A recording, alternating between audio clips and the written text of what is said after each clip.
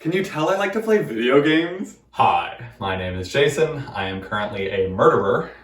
Everyone cool with that? Okay. And I was previously a video game news journalist. Ooh. Oh, come on, really?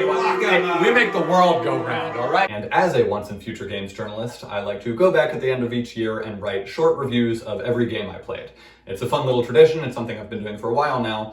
But the issue with my written reviews is that they often include absolutely indefensible sentences like this one, or maybe even these. So I wanted to talk through my thoughts in a bit more informal, rambly sort of a way. And as an added bonus, I will also be ranking the games from worst to best. So up at the top, here are this year's nominees listed in the order that I completed them. Chants of Sinar, Super Mario RPG, The Legend of Zelda: A Link Between Worlds, Papa's Pizzeria, Fire Emblem Awakening, Sonic Frontiers, Resident Evil 4, Jack Smith, Neva, New Super Mario Bros. 2, Phoenix Wright Ace Attorney Spirit of Justice, Dreams of Ether, Sonic Superstars, Monument Valley, Lexicon Quest, Blasphemous, Yes Your Grace, and Final Fantasy III. The astute viewers among you may have noticed that one of these games is not like the others, that being Lexicon Quest, which is a game that I myself directed. I could go through the whole bit of pretending it's the greatest thing ever, but it's a bit I've done before at length. When it comes to the question of best game of all time, I wouldn't necessarily say that Brasherside takes it, but it is definitely in the conversation. So instead, I can just remove it from the ranking and talk about it at the end as sort of an honorable mention. Speaking of which, the ranking is not super serious. I mean, anytime you talk about ordering games, it's just such an apples to oranges thing, right? Like, how are you going to compare Destiny 2 to Clue Land? But if it helps any, part of my philosophy on game rankings is that a good game that's 60 hours long is better than an equally good game that's only 5 hours long, and a bad game that's 60 hours long is much worse than a bad game that's super short. That's definitely not an exact science, but it's just, again, sort of a guideline for how I look at the concept of bang for your buck. And my final note is that by criticizing these games, I am not passing judgment on the talent or creativity of the developers. Game development is very difficult, right? So there's lots of outside factors that go into it. And I'm going to be pretty harsh talking about some of these, but again, that's not a condemnation of the people behind them. Just something to keep in mind as we talk about my least favorite game of the year, number 17 out of 17, which is... I'm here, reaching far across these new frontiers. In a way, I'm pretty upset that I have to talk about a Sonic game first, just because I historically have had a lot of difficulty articulating my thoughts on Sonic games. I don't know what it is. Compared to any other video game series, I've just always found it difficult to talk intelligently about Sonic games. And Sonic Frontiers in particular is one of the most contentious games out there. I mean, not only are people on the sort of like you love it or you hate it camp, but almost, I think every single aspect of this game is something where I've seen reviewers praise this part but hate this other part, and I've seen another reviewer do the exact opposite. So it's a pretty dicey game to talk about, but I'm gonna do my best. And it actually got off to a pretty strong start. I was really enjoying that first island. I always felt that it was a bit messy. I was like, I don't quite understand everything that's going on, but I'm having a good time. It's a mess, but it's a hot mess, is kind of what I was thinking playing through that first island. And then after you get past that point, the cracks just start to show more and more. It just collapses under the weight of all of these ideas that the developers tried to shove into this game. So getting into overall positives first, I think Sonic was fun to control, which is a necessity if you're doing an open world game. He needs to be able to run around in a vacuum and feel good. It was pretty intuitive and enjoyable to just run all the way across an island. Didn't have issues there. And then for combat as well, his moveset is more expressive than it's ever been. It's cool to look at. I don't know functionally if it matters all that much, but it is cool to look at, and it doesn't take anything away. But then almost everything else is a negative for me, and I think the reason why is because there is so much ambition in this title, but almost nothing is very polished. There's this whole fishing minigame mechanic, and there are these puzzles that you have to complete to unlock the map. There's like 5 or 6 different kinds of collectibles / currencies, and everything is only kind of tangentially related to each other, and meanwhile, the game, again, is just quite unpolished. I mean, 3D Sonic games are notoriously janky. This is no exception. One example is in the boss battles, which look super cool, right? I mean, the spectacle is huge, but they're so janky that it kind of just offsets any cool factor that it could have when you just don't know if your controller is going to respond the way it should. And the story, I don't like to harp on writing, but the story is so doom and gloom and very melodramatic, and clearly wants you to have a lot of emotional investment in these characters, but a lot of the dialogue is still this like Saturday morning cartoon, very cheesy sort of a thing. And I have a lot of difficulty reconciling that with deep, conflicted characters that Frontiers is trying to project. So if any one of these many like disparate parts had just had enough development time sunk into it that a player could like really sink their teeth into it, I think it would be a stronger experience. But as it is now, it just feels like this graveyard of like half-baked ideas. I believe it's come out since that, you know, the developers wanted to have more time on this, and of course that's always a consideration, but you gotta review the game as it is, and as it is, I feel that it's a pretty weak, messy title.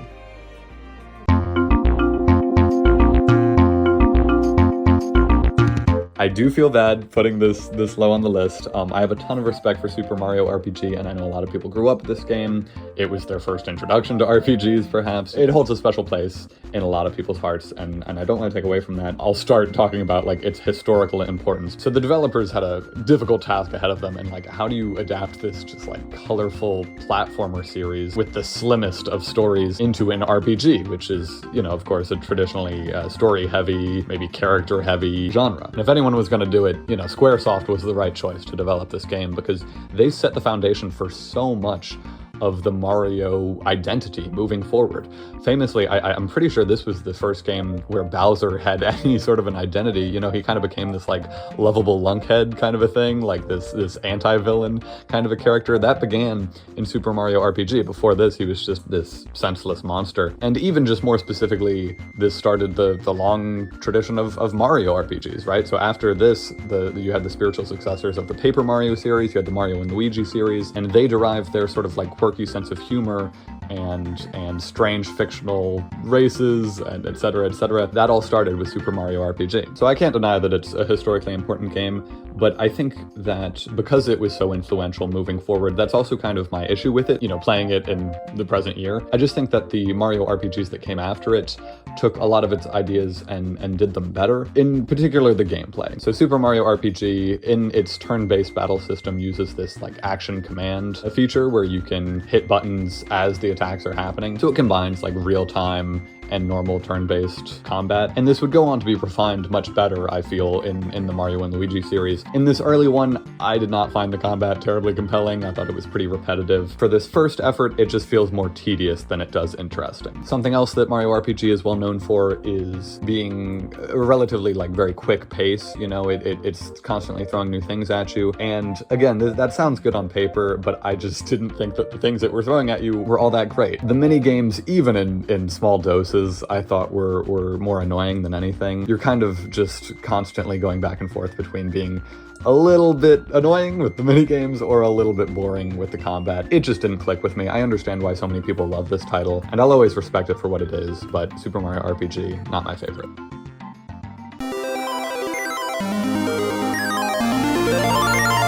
Dreams of Ether wears its inspiration proudly on its sleeve. It is a pretty blatant homage to the WarioWare series, you know, with the microgames and the timer and all that. It's a spin-off of Rivals of Ether, so it's all Rivals of Ether themed. If you like that series, there's a bunch of Easter eggs here for you, there's a bunch of references. And if that's all it was, you know, it would be a cute little reward for fans of the series, and that would kind of be that. However, there is one design decision Dreams of Ether makes that basically justifies its entire existence outside of just being, again, like a cute little reward, and that is that in the final level and some of the post-game content, it requires you to play 2 microgames at once. And the game is set up so that whenever you're doing this, the buttons that you use for the 2 microgames do not overlap. And this is a wonderful decision. This is an absolutely genius move. Frankly, I think it's the only mode worth playing in this game, at least once you beat it. Asks so much more of the player. It's a very fun challenge to have to multitask between these different microgames. The only reason that I have this game ranked so low is not because it's bad. It's very solid throughout. It's just because it's incredibly short. So I think you could probably beat it and earn all the achievements, you know, like 100% within like 2 hours. So again, it's not bad. It's just too short for me to justify putting any higher on the list. One last thing to talk about is that in the menu, when you go to quit the game, it has an option for yes, no, or maybe, and the maybe is a 50-50 coin flip on whether it closes the application. And that's stupid, but it's cute, and I wanted to mention it.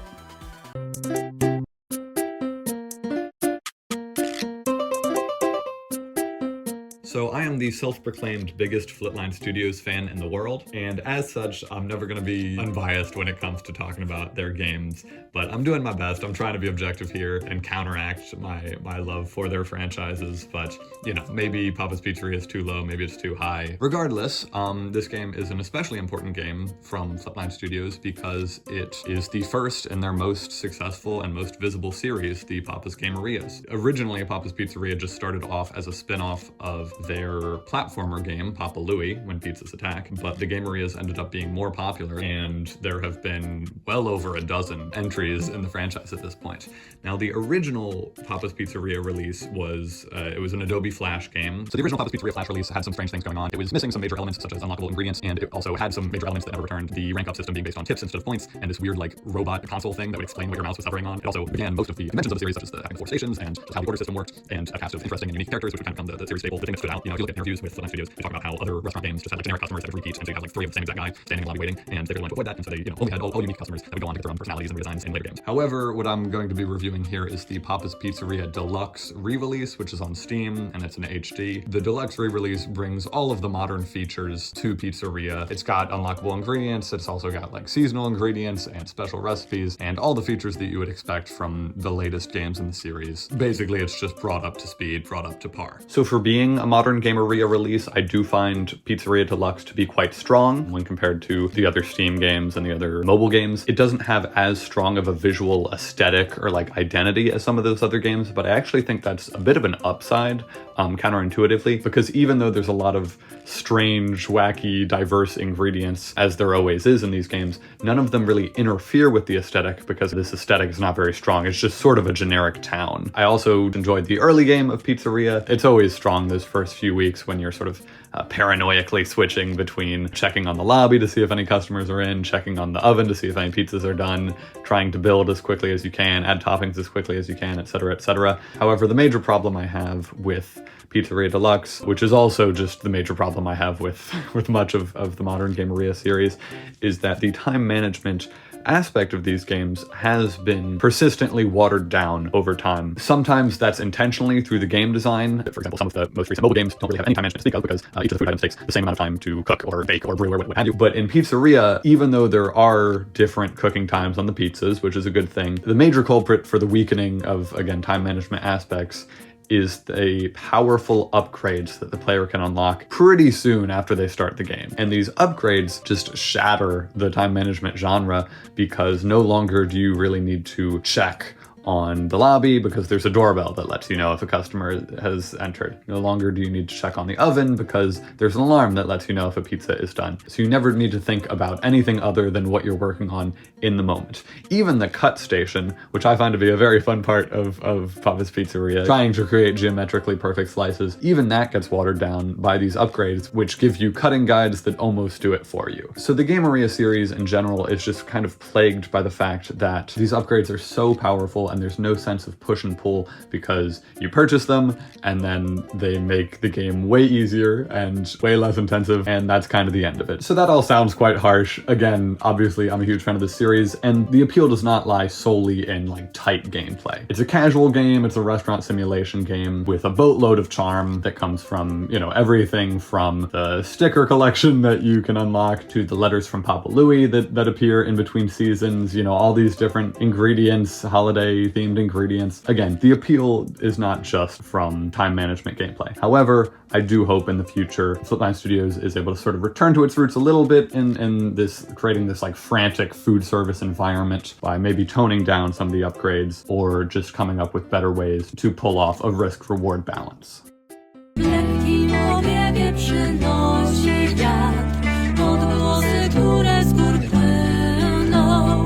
Yes, Your Grace, genre-wise, you could just call it a strategy game, but it falls in this very specific subgenre of games where you're either the king or the advisor to the king, and you're managing these different resources as like members of your kingdom come up and ask you for stuff. Not sure why that very specific setup has so many games within it, but my first experience to that little niche was, of course, the Royal Advisor over on Scratch with Duke Cherry and all them. I'm not sure how many other people are familiar, but anyway, getting into the game itself, unfortunately, I find found Yes, Your Grace to be quite the frustrating title, and a lot of that is just because it had so much promise at the beginning. I really like the developer's decision to split up the gameplay in very digestible, very like bite-sized portions. It's set up on a week-spaced system. You answer some petitioner requests and you go through some story beats each week, and because the weeks could go by so quickly, I found it to be very addictive. You know, I found myself throughout the beginning of the game going, oh, just one more week, just one more week, just one more week. And then in the second third of the game, it gets even better. It adds a lot of new mechanics, a lot of new things to consider and strategize around, and you're managing the relationships between these local lords, and you're sending out agents and all this, and so it just gets more and more complex. The issue lies in that 60% of the way through, the game just peaks, and then the final third of the game, the complexity just drops off a little bit. They do introduce some new mechanics in this final third, but I don't think they're interesting enough to make up for what was lost. That just had a lot more intrigue than the side quests that are introduced in the end game. And the second major issue that I have with Yes, Your Grace has to do with its narrative. Now, this is a narrative-heavy game, you know, it's character-driven and all this, and everything surrounding this game makes it seem like the kind of thing that you are gonna want to play multiple times. And the reason I say this is because it sort of purports that your choices are meaningful. And that is the case on paper. Depending on your choices as a player, different characters will live or die, and that sounds like a big deal. However, the game does not treat it as a big deal. What will happen is that, let's say a major character dies, the music is sad for like a week, and then it just sort of moves past it. The following week, and certainly, you know, the following month, there's not really any mention of this. It hasn't affected any of the king's other decisions. It hasn't affected any other characters. It is just very self-contained. And I think what exemplifies this the most is that there is an achievement on Steam for this game where it requires you to basically just make most evil decisions you can. You lose everyone around you, whether they die or just leave you, and you become this cruel, heartless tyrant who only cares about perpetuating his own power. And so you would expect in the narrative that you kind of see the king like deteriorate, his mental state deteriorate, fall further and further into this like self-obsession. But even though these bad things happen, again, like on a very individual basis,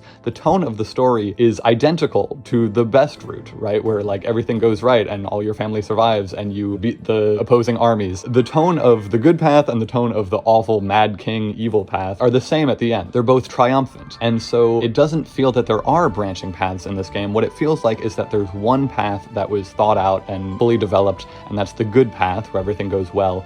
And then any decisions you make which do not correspond to this good path, it doesn't feel like a whole separate thing. It just feels like that same good path, but with one piece missing, or several pieces missing if you're making several deviant decisions. So that unfortunately soured me on the story elements of this game. If you're going to play through it, I would really only recommend playing through it once, trying to do everything you can. Like I said, there's merit here, right? Like it gets off to a really strong start, but I'm sorry to report that the more I played Yes, Your Grace, the less I liked it.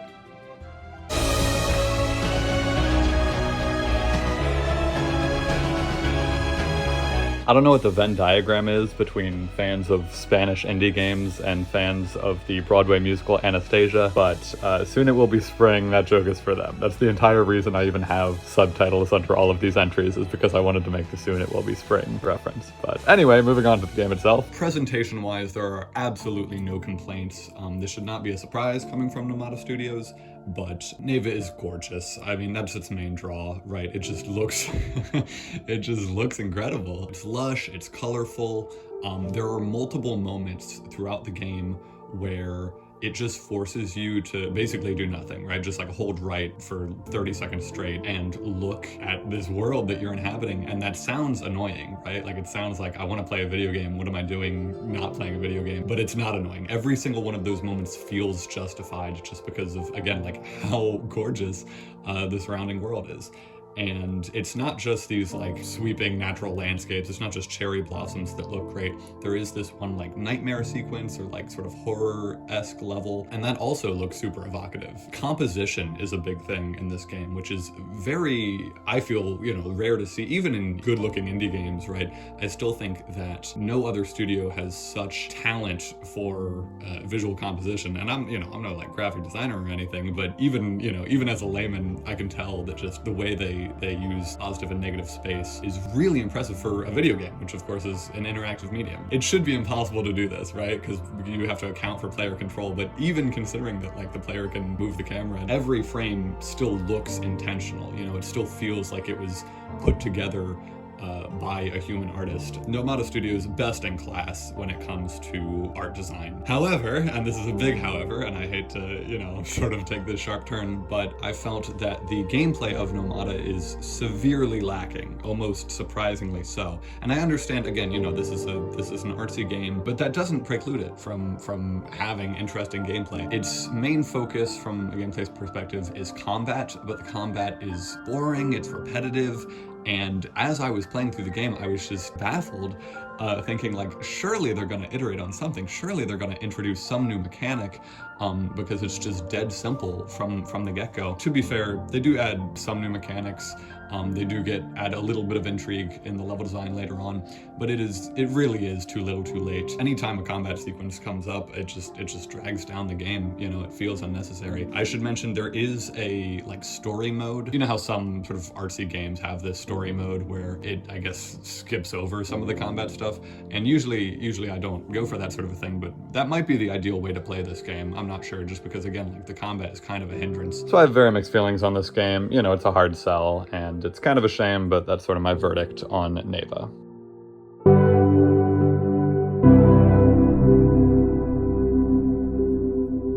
Monument Valley is a cute little puzzle game. Its whole aesthetic is very similar to like MC Escher, or like, you know, that impossible triangle? I had to look up the name of it. Apparently it's called the Penrose Triangle. So the whole theme of the game is impossible geometry. And obviously there's a lot of potential for confusion there because we're not used to that being how things work. But the game sort of counteracts this by just being really easy, straight up. So a majority of the levels in the base game feel like tutorials. You know, they're very small steps. I don't think that's a bad thing, because if the steps were any bigger, again, just given how much material the developers have to work with, they could easily create some just insanely difficult puzzles. And so you kind of need those baby steps. But because all the base levels are so easy, my favorite part of the game is by far the post-game expansions. I think originally, back when it was a mobile app, the post-game expansions were like DLC or whatever, but if you get the version on Steam, they're just already included. These levels are the most creative, the most interesting, the most difficult, and really show what the developers can do when they're not constrained by just having to ease the player in. There's a few sequels to Monument Valley. I have not played those yet, but I would expect that, again, they just get better because they can spread their wings more and there's less constraints. So if you're going to get this title, I would recommend it. And I would also recommend, if you can find a bundle on Steam, that's probably the best way to go about exploring this series for the first time.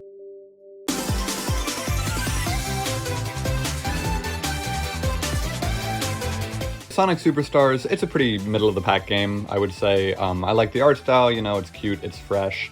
The elephant in the room when you talk about this game is that it's not nearly as good as its 2D predecessor, Sonic Mania. However, Sonic Mania was kind of dependent on nostalgia, right? It was sort of looking backwards and like honoring the series past, whereas I do feel that Sonic Superstars, you know, it's taking the series in a new direction, right? It's taking a step forward, it's innovating. So it's good they're trying new things. Not all of them work out. For example, the Chaos Emerald powers are kind of awkward to use. You know, they're not terribly intuitive or terribly fun. And then the other big thing is boss fights. In particular, the final boss is one of the most aggravating I think I've ever faced in a video game. It is just incredibly tedious, incredibly repetitive, needlessly difficult, and overall just kind of a miserable time. Still, the level designs, they don't quite reach the heights of Sonic Mania. The level designs are still quite fun. They're fun to replay. There are some interesting ideas thrown in. The one level where you're going in reverse. They also have the level that's sort of like an 8-bit pixely arcade kind of a thing going on, like a voxel art style that's quite interesting and unique. And the fact that not all the zones are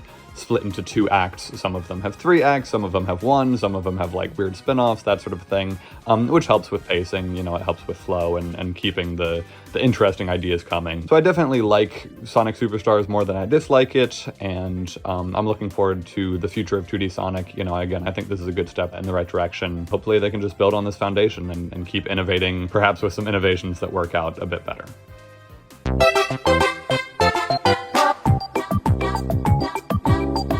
many people, New Super Mario Bros. 2 has come to represent either the pinnacle or the beginning of this sort of brand-friendly, like homogenous era that the Mario series went through around the Wii U and 3DS generation. Nintendo fans at that time often felt that, the Mario series was a bit oversaturated, and they were coming out with all these spin-offs that looked kind of identical from a visual standpoint. The main line series looked identical from a visual standpoint, right? You think of like Mario 3D Land, Mario 3D World, and the new Super Mario Bros. Games. They do all have that sort of plasticky, kind of toy-like, very bright, very, very colorful, saturated, obstacle course sort of aesthetic. And then the other thing to consider is that, people were a little bit sick of the new Super Mario Bros. Series. The sequel to New Super Mario Bros. 2, which was the whimsically titled New Super Mario Bros. U, released only a few months afterwards, which is kind of crazy to think about. Another sort of major reason that people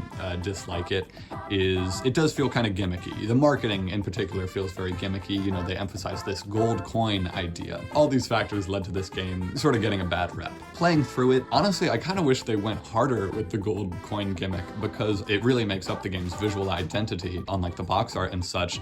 But within the game itself, yes, there are a ton of gold coins, but that's never really integrated within the gameplay. It feels like something on top of any other 2D Mario game, as opposed to something that's deeply ingrained within this particular game in a unique way. For example, the old Mario tradition of getting a 1-up for every 100 coins you collect, that's still in this game, even though getting 100 coins is like 10 times easier in this game than it is in any other, right? So you just have this absurd number of lives. The live system isn't all that relevant in modern Mario games anyway, but it just shows the lack of thought that went into how should our game design change, considering we're making this fundamental change of adding a ton of gold coins. All that being said, all of these glaring flaws aside, it is kind of embarrassing for me to admit that New Super Mario Bros. 2 is still a very fun game. I don't know what to tell you, man. Nintendo knows how to make a 2D platformer. Like, that's really just what it comes down to, is that, again, there are fundamental issues with it. There are sort of like contextual, like historical, contextual issues with it. Not that that's terribly important when you're reviewing a game from like 10 years ago. But still, these huge glaring issues do not take away from the fact that the level design is still just on point. People complain about pumping out all these new Super Mario Bros. Games, but there's a reason they can get away with it, and that's that the level design stays tight. It stays, formulaic, sure, but it fits very well on the 3DS, right? Pick up and play a console. You can just go through, play a few levels, and have a really good time with it. New Super Mario Bros. 2 is kind of a guilty pleasure sort of a thing, where, again, it's embarrassing, but hey, this game's quite solid.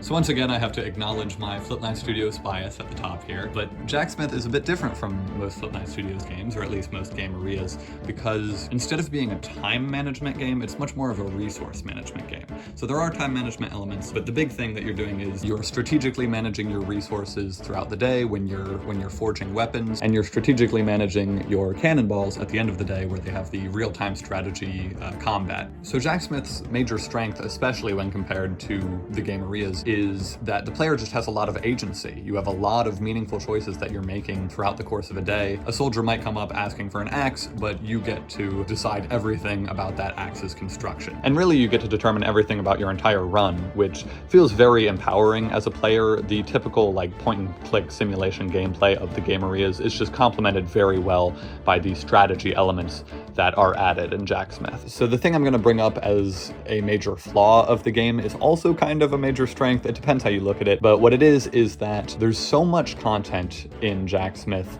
but the game design kind of falls apart before you can reach it, and I'll explain that a bit more. So the difficulty curve of the main campaign is very tight. The enemies get more difficult as you unlock new weapons, as you get better ore, etc., and the level of challenge stays pretty consistent throughout. However, after the final boss, once you enter the post-game, it becomes just way easier because there's an abundance of high-level ore, and so you don't really have to strategize as much. Your choices become less meaningful because there's less consequence for making bad choices. because you don't have to put like full brain power into coming up with your plan for a day, just because, again, you're a bit overpowered. And it's kind of a shame because there's still so much left to do after you beat the game. There's all these epic weapon blueprints that look super cool. There is the bestiary to fill out. Again, the reason I say it's also kind of a strength is that the game has all this content. This was a big passion project for Flip9 Studios. They've talked about it, you know, in the past, and you can tell just going through it, it has so much more effort put into it than is perhaps warranted. I can relate as someone who puts more effort into silly ideas than they perhaps deserve. We're squishing fruits, or squishing mangoes to make roast noises is what we're doing. Rolling.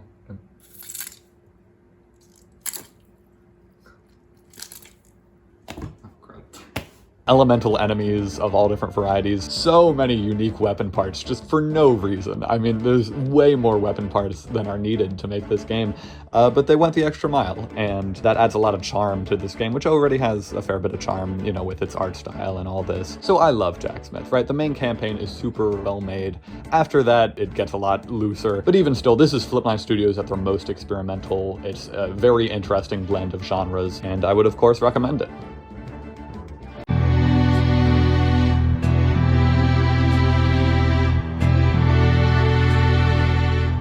Spirit of Justice is sort of the victim of being the final chapter of a trilogy that is really all over the place. You can only really talk about it in the context of the two games that came before it. You have Apollo Justice, which of course focuses all on Apollo Justice and his story, and then Ace Attorney 5, Dual Destinies, which pretty much completely ignores Apollo and just takes an entirely new direction, bringing back Phoenix as a main attorney and then also focusing on the new Athena Sykes.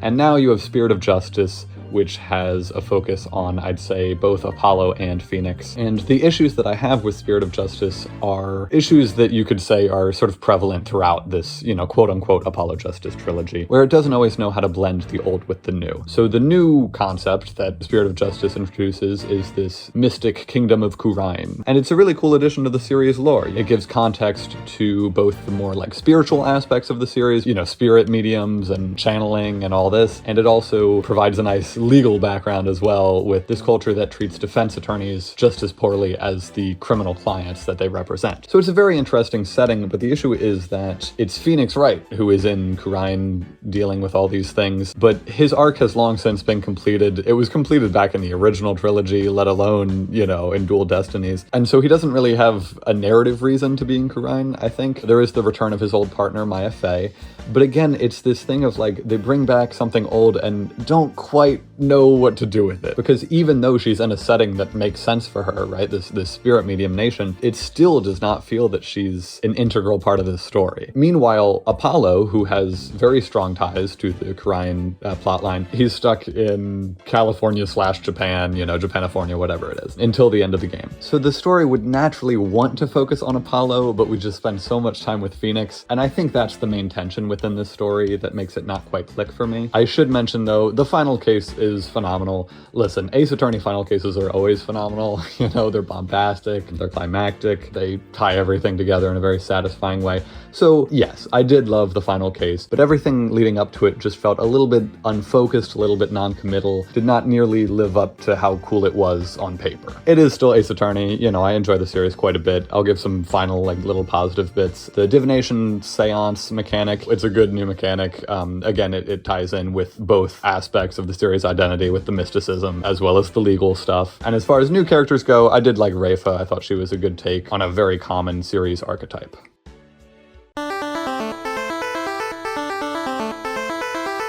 It's been a pattern with the bottom half of the list that for a lot of these entries, I'll say like, oh, this half of the game is great, but this other half of the game is not as great. And that's also the case with Final Fantasy III. I think everything I ranked higher is quite balanced. You know, there's no like glaring flaws. But for Final Fantasy III, it's another one of those games that's got that dichotomous split between one half of the game and the other half. And the half that's lacking is in the presentation, specifically like the story department, you know, the characterization. It does not get more bare bones than this. Even for an NES era JRPG, which already is a genre that has a bunch of very basic or very generic stories. Genuinely, I don't think you can get less characterization out of a set of protagonists. First of all, they don't have names, jobs, which is, you know, I mean, unfortunately not uncommon, but also they don't have unique personalities. The game does not even acknowledge which specific character is talking. They're all just talking as a unit. And then story-wise as well, I'd say it's even more generic, even easier to neglect than Final Fantasy 1. However, and you know, I mean, you're probably used to how these reviews are going by now, so you probably know what I'm going to say, but the gameplay carries here. It does. The big gimmick of Final Fantasy 3 from a gameplay perspective is this job system. Job is kind of a pedestrian word for like this fantasy world. I would call it like a class system, but whatever, the terminology in this game and in much of the rest of the Final Fantasy series is the job system. There are just so many unique jobs that you can give your characters, and that adds just so much intrigue and so much variety to the gameplay, because almost all of these classes have unique abilities, you have to manage different kinds of equipment, and you can try different combinations in your party. I will say the classes are not balanced, right? Like skilled players have figured out that certain classes are much better than all the others, and the game itself even sort of funnels you into some end game classes. But honestly, that kind of works in its benefit as well, because there are certain jobs that are incredibly niche, right? Like they've only got an ability that's only useful for a very small amount of time. But what the game does is it designs dungeons and bosses in a way that some of these more specialized classes have a use within the game. I think that's an interesting way to do level design in an RPG, you know, like having these jobs that don't need to be useful for the whole game, because you get to experience the best part of them in a dungeon or a boss that's specifically designed to make use of their abilities. It's a compelling way to go about it. Other strengths of Final Fantasy 3, I would say, are its overworld. You know, it just keeps expanding. You're on one island and then you discover it's a whole ocean, and then you can go beneath the ocean, and just etc. etc. So it really does feel like the overworld just has a larger scope than was possible on games earlier into the NES library. I think the only thing keeping Final Fantasy 3 out of the pantheon of like all-time great NES JRPGs, aside from, you know, not being localized initially, is just that they put absolutely zero effort into the story.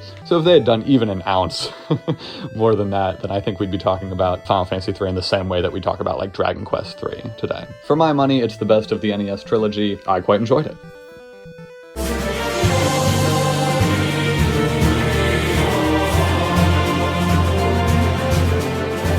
So fans of the series know that Fire Emblem Awakening is a very important title in the history of Fire Emblem, because up to Awakening, you know, the games just didn't sell very well, especially in the West, but I think even in Japan they weren't meeting Nintendo's sales expectations. So Intelligent Systems had essentially an ultimatum where if this last game, Awakening, didn't sell well, then that would be the final game in the Fire Emblem series, and that caused Intelligent Systems to sort of pivot and try new things while also like honoring the series' legacy. You know, there's a lot of references to past titles, while also trying to appeal to a wider, more casual audience with a bigger focus on strong characters and like social aspects, relationship building aspects, that sort of a thing. Of course, Awakening went on to be a big success. It was the most successful Fire Emblem game up until that point, and the games after Awakening have taken many cues from it. That being said, I do think you see how this is sort of a transitionary period for the series, because at the time, you know, these characters were seen as really strong, and these relationships that you could build were seen as a really big strength. Prior games like Three Houses, etc.,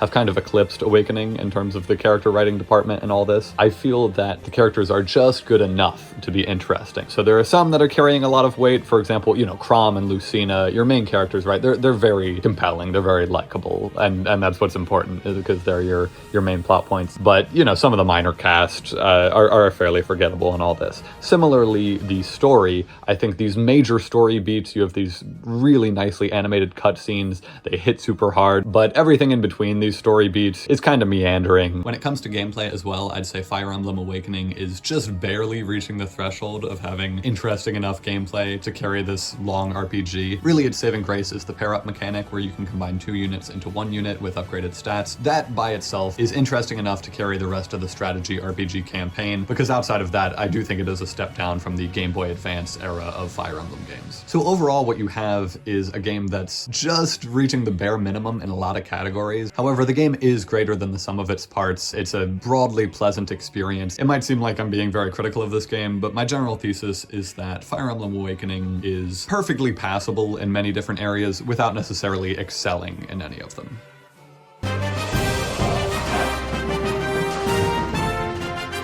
So The Legend of Zelda is my favorite video game series. That's not a very interesting fun fact about me. It's a lot of people's favorite video game series, right? But it is a testament to the consistent quality of The Legend of Zelda and my high expectations for it, that even though A Link Between Worlds is one of my 4 favorite games that I played this year, most of my review is still going to be talking about the negatives. Now, again, that's not because it's a bad game, it's a very good game, but you expect a Zelda game to be a very good game, so it's just, I guess, more interesting to talk about the bad stuff. The big change that A Link Between Worlds made is that it tries a new spin on the classic 2D dungeon formula. So instead of unlocking items halfway through a dungeon, you can rent items at any time, just for rupees, or you can purchase them. And instead of it being a set order that you go through the dungeons, it is completely open. After you get through the first, sort of opening act of the game, it's completely open. You can play the dungeons in any order. Now, this is a novel concept, and if you're playing the series just from, start to finish, you just do it like a marathon of Zelda games, it's certainly, a breath of fresh air that they tried something new. However, when only examining this particular title, the change to the dungeon formula does have consequences, and in my opinion, they are negative ones. One of the main draws of classic Zelda dungeons is this big recontextualization. So you go through the first half of a dungeon in, say, the Game Boy era, and there's a big sense of mystery around it. There are certain features that you aren't able to interact with yet. And when you unlock that item, that is a recontextualization of the whole dungeon, because now all of a sudden you can affect change in ways that you couldn't before. And there's a continuous series of eureka moments as you go back through rooms that you've already been in, rediscovering oh, this is what I was supposed to do here. This is how I can get to this spot that I need to get to. In A Link Between Worlds, you probably have everything you need to solve a dungeon from the moment you step foot in it. So there isn't this progression of becoming more powerful throughout a dungeon. And when you just repeat this throughout the game, in all the dungeons, there is no change that Link is undergoing. It doesn't feel like he's becoming a stronger hero because the only progression he's doing is getting more rupees to buy all the items he needs. So his growth as a hero is just sort of unsatisfying. And because these dungeons are in any order, the game doesn't feel as though it's this unfolding adventure.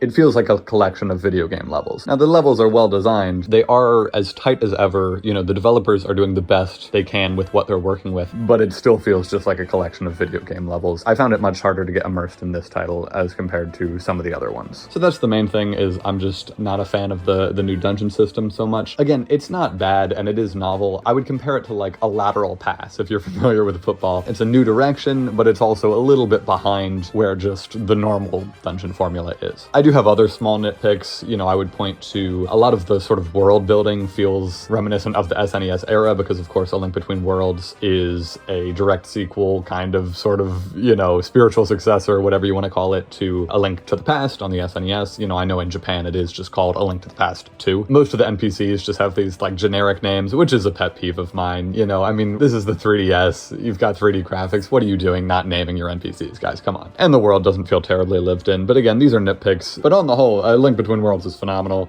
It's just that it's a Zelda game, so I gotta look at it with a ton more scrutiny. Tough luck.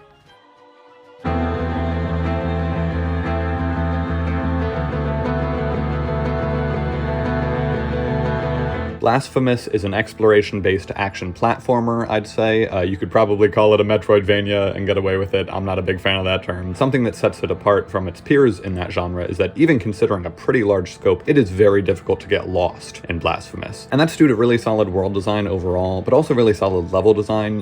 There's a great balance of openness versus linear sections, great enemy variety, a few individual level gimmicks thrown in there just to spice things up. The boss fights, this is kind of unrelated to the level design, but the boss fights are really cool.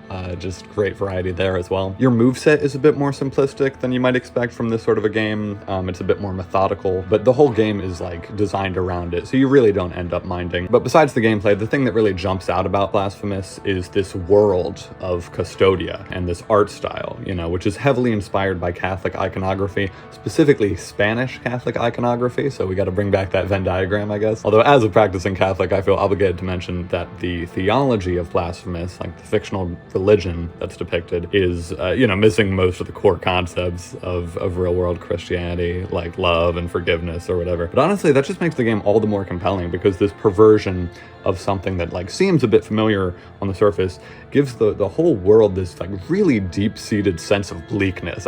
This is a bleak game, but it doesn't get monotonous, because even within that bleakness, there's a surprising number of different biomes with distinct, unique aesthetics works that still fall under that same banner of art that seems religious or spiritual in some way. But yeah, Blasphemous is fundamentally sound and creative in all the most disturbing ways, so if that sounds interesting to you, I say give it a shot.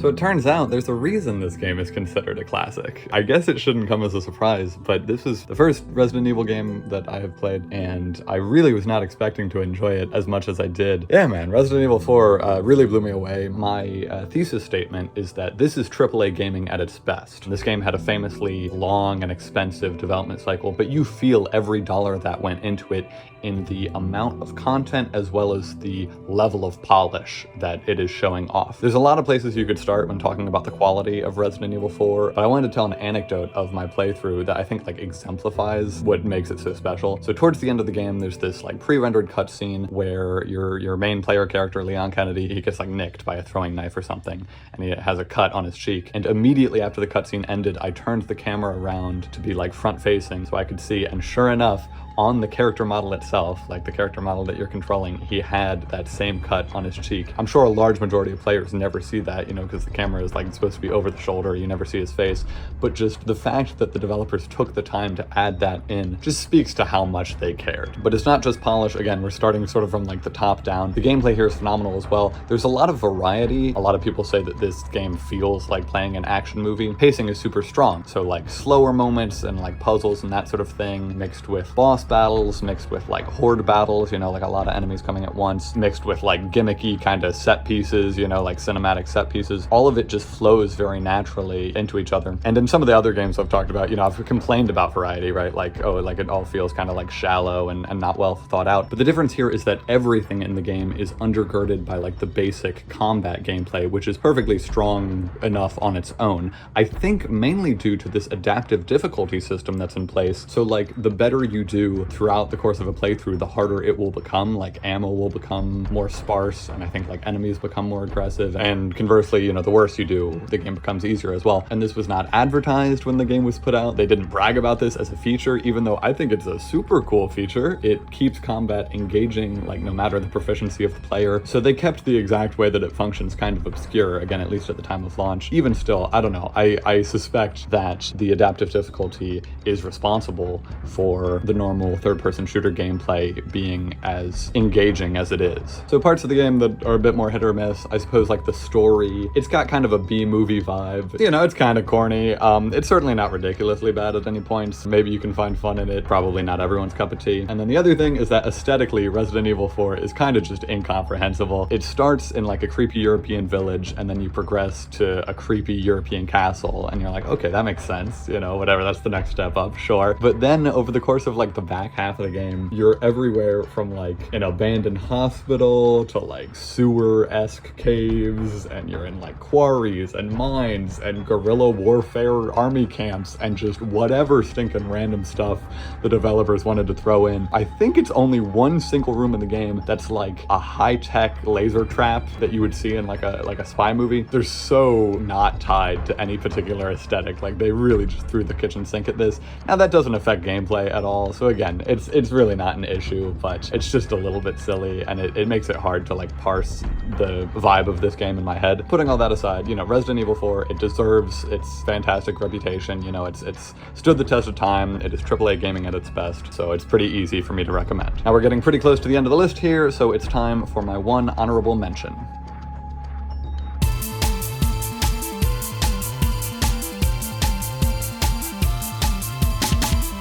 So since I'm talking about my own game, I figure it's a good opportunity to go over the intention behind some of these design decisions. One of the challenges initially was how do we represent these vocab words in a way that doesn't involve text, of course, because you're supposed to be spelling the words. And I'm very grateful that we were able to figure out how to get color emojis into this game. I had to download this like experimental version of Text Mesh Pro in order to get color emojis to work, but I'm very grateful they did, because obviously it saves us so much time. You know, emojis are already designed to be iconic and that you understand what they mean just from the picture. So that can contributed a lot to the visual identity of the game, which is, even outside of the emojis, is also very like colorful and bright because it's a children's game and you've got these shapes in the background. So it's like kind of a kindergarten kind of a vibe, you know, colors and shapes. That was the big thing. I'm always a big fan of having like named characters in games, so I'm glad we got these two mascot characters as well, Connor Q and Lexi B. I designed the little icons that are used, like just the little decapitated head, and then my wonderful team of artists created some of the other illustrations for those characters. My main goal from a design perspective is that this game could work both for, you know, its target demographic, which is people learning English for the first time. I say either as a first or second language. The goal was that it could be fun and educational for them, while also being fun for someone who already speaks English and already knows all these vocab words. So the way we achieve that is by adding the speed element, so you can earn medals by spelling quickly enough. It's a difficult challenge. These gold medals are not easy because you can't mess up at all. You have one life. And so I hope that that justifies this game for someone who, again, like, isn't going to get anything out of it from an educational standpoint. Lexicon Quest isn't quite a typing game, but it's kind of scratching that similar itch. You're using the arrow keys, but you're still trying to spell as quickly as possible. And so the hope is that it can be rewarding for anyone, regardless of education level. My biggest regret with Lexicon Quest is my own voiceover work. There were two voice actors in this game, and the other one did a great job. You know, she sounds great. For me, my audio settings were, I don't know,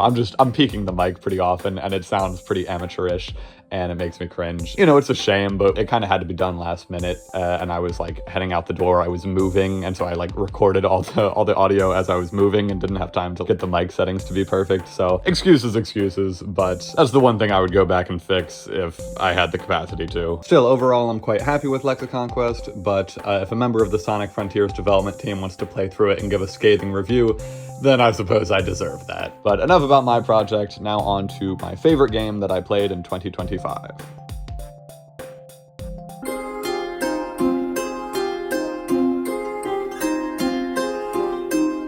Chance of Sonar is how I'm going to be pronouncing this. It was the first game I played in 2025. It was my favorite game I played in 2025, so it was all downhill from there, but that's okay. I kind of don't even know where to start with this one. I think it definitely wins the award for most impossible game to show off in a trailer, because the bulk of the gameplay involves translating different fictional languages, so deciphering the meaning behind different hieroglyphic-esque characters. And it has that perfect, like, puzzle game payoff where every time I solve something, every time I figure out the solution to some puzzle, I think to myself that I'm like the smartest person in the world. You know, I think I'm a genius. No one else on planet Earth could have figured out this puzzle, even though obviously whoever designed it was smarter than I was. Obviously, a lot of people have played this game, but you can believe it. And the reason you can believe that you're smarter than anyone else when you solve a puzzle is that your task of translating these languages has a lot of different angles that you could attack it from. So when you have like 5 separate hints for what one glyph might mean, maybe you solve it after you see the first hint, maybe you solve it after you see, you know, all 5, but either way, it's kind of ambiguous as to when the like puzzle starts and the solution should be reached. You don't know exactly when you should have it figured out.